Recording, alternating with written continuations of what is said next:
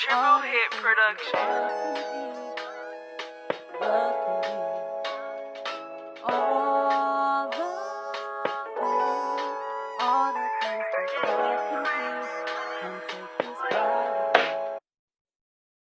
Good morning. Welcome to day 4 of Wake Up with the Word. And we are still in the book of Genesis. We will be doing Genesis 11, chapters 11 through 13. Chapter 11.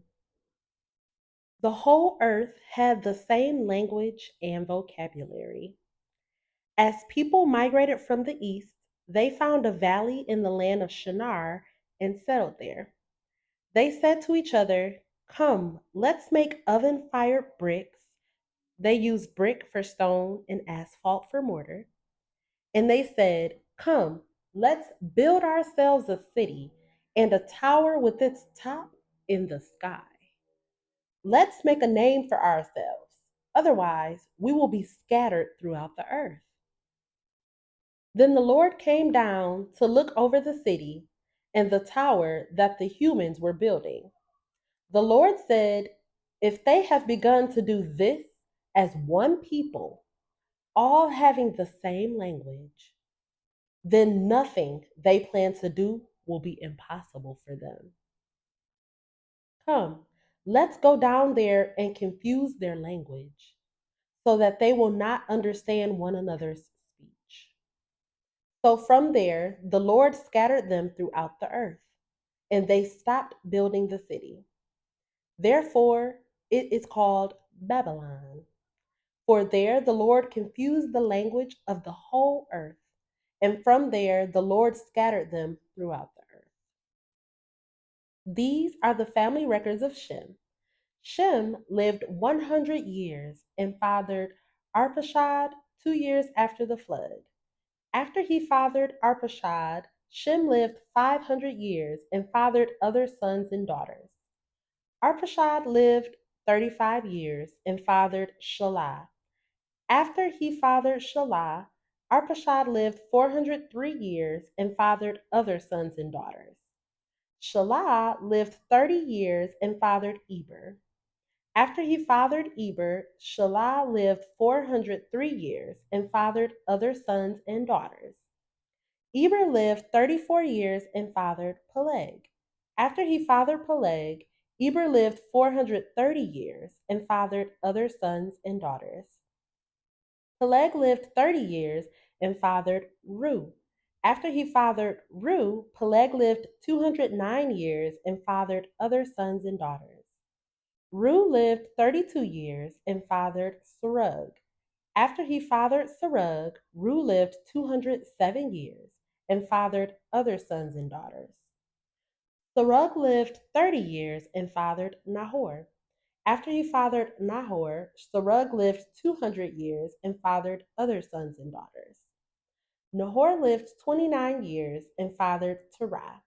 After he fathered Terah, Nahor lived 119 years and fathered other sons and daughters. Terah lived 70 years and fathered Abram, Nahor, and Haran. These are the family records of Terah. Terah fathered Abram, Nahor, and Haran fathered Lot. Haran died in his native land in Ur of the Chaldeans during his father Terah's lifetime. Abram and Nahor took wives. Abram's wife was named Sarai, and Nahor's wife was named Milcah. She was the daughter of Haran, the father of both Milcah and Iscah. Sarai was unable to conceive. She did not have a child. Terah took his son Abram, his grandson Lot, Haran's son, and his daughter in law Sarai, his son Abram's wife. And they set out together from Ur of the Chaldeans to go to the land of Canaan. But when they came to Haran, they settled there. Terah lived 205 years and died in Haran. Chapter 12. The Lord said to Abram, "Go from your land, your relatives, and your father's house to the land I will show you. I will make you into a great nation. I will bless you. I will make your name great, and you will be a blessing. I will bless those who bless you. I will curse anyone who treats you with contempt, and all the peoples on earth will be blessed through you. So Abram went as the Lord had told him, and Lot went with him. Abram was 75 years old when he left Haran. He took his wife Sarai, his nephew Lot, all the possessions they had accumulated, and the people they had acquired in Haran. And they set out for the land of Canaan. When they came to the land of Canaan, Abram passed through the land to the site of Shechem, at the oak of Moreh. At that time, the Canaanites were in the land. The Lord appeared to Abram and said, "To your offspring I will give this land." So he built an altar there to the Lord who had appeared to him. From there, he moved on to the hill country east of Bethel and pitched his tent with Bethel on the west and Ai on the east. He built an altar to the Lord there, and he called on the name of the Lord. Then Abram journeyed by stages to the Negev. There was a famine in the land. So Abram went down to Egypt to stay there for a while because the famine in the land was severe. When he was about to enter Egypt, he said to his wife Sarai, "Look, I know what a beautiful woman you are. When the Egyptians see you, they'll say, 'This is his wife.' They will kill me, but let you live. Please say you're my sister, so it'll go well for me because of you, and my life will be spared on your account." When Abram entered Egypt, the Egyptians saw that the woman was very beautiful. Pharaoh's officials saw her and praised her to Pharaoh. So the woman was taken to Pharaoh's household. He treated Abram well because of her, and Abram acquired flocks and herds, male and female donkeys, male and female slaves, and camels. But the Lord struck Pharaoh and his household with severe plagues because of Abram's wife, Sarai. So Pharaoh sent for Abram and said, "What have you done to me? Why didn't you tell me she was your wife? Why did you say, 'She's my sister,' so that I took her as my wife? Now, here is your wife. Take her and go." Then Pharaoh gave his men orders about him, and they sent him away with his wife and all he had. Chapter 13. Abram went up from Egypt to the Negev, he, his wife, and all he had, and Lot with him. Abram was very rich in livestock, silver, and gold. He went by stages from the Negev to Bethel, to the place between Bethel and Ai, where his tent had formerly been, to the site where he had built the altar, and Abram called out on the name of the Lord there. Now Lot, who was traveling with Abram, also had flocks, herds, and tents.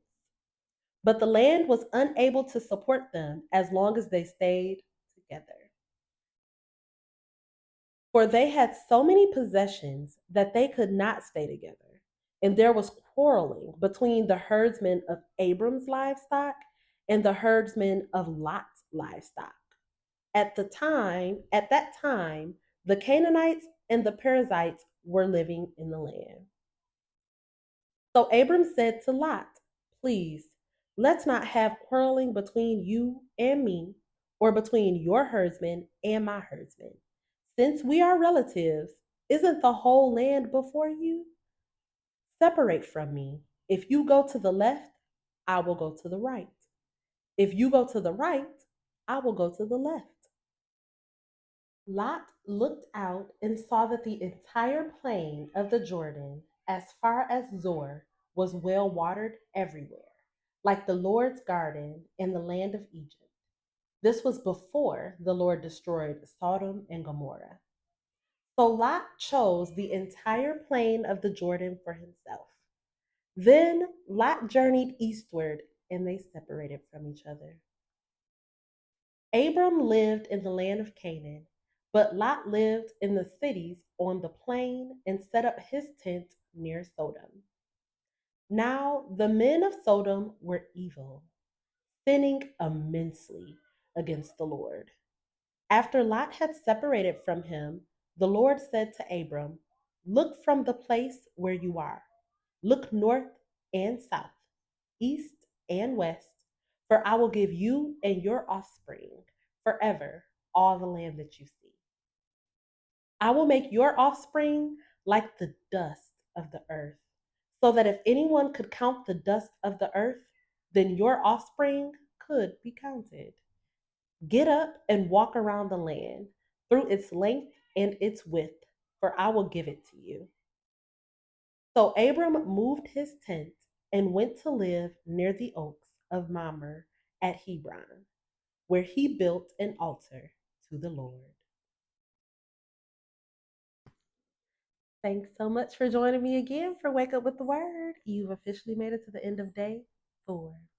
I hope you're the reason someone smiles today, and I hope this reading blessed you as much as reading it to you has blessed me. Bye. Take this ride with me.